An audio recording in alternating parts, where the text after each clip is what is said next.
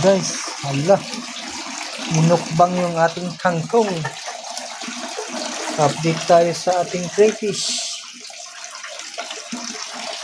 Wala, puro nagtago sila lahat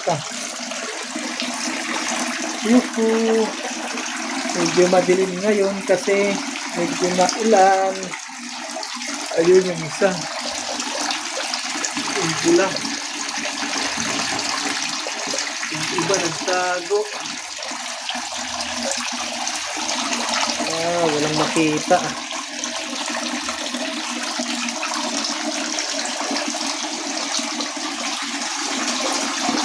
tayo makita ng mga crayfish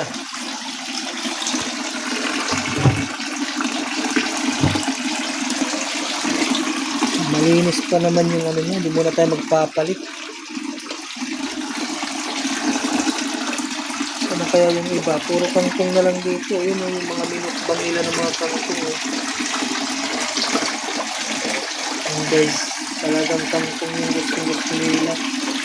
Minumukbang nila.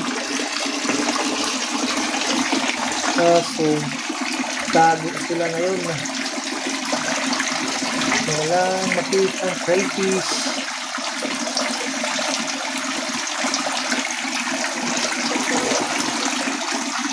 Guys, wala nang makita. Makulimlim na naman, ulan na naman.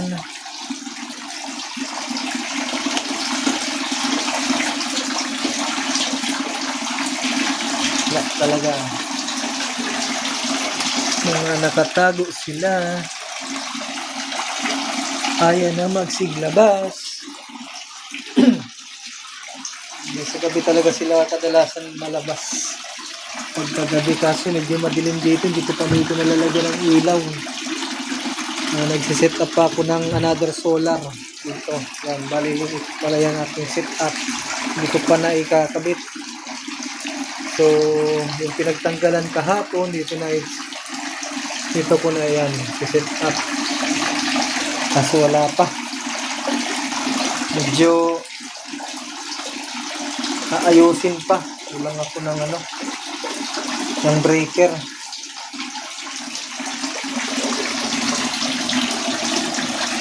Wala talaga yung isa lang ang nagpakita na crayfish. Nagtago pa. Tago uli. Hindi pa naman karumihan yung ating tubig. Next na lang magpapalit next week.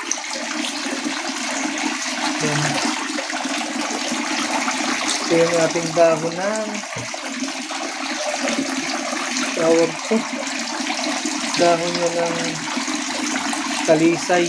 Pampatanggal ng ammonia. Ammonia tuloy. Ammonia. Yan guys, ito yung ating update muna sa ating crayfish mini pond backyard.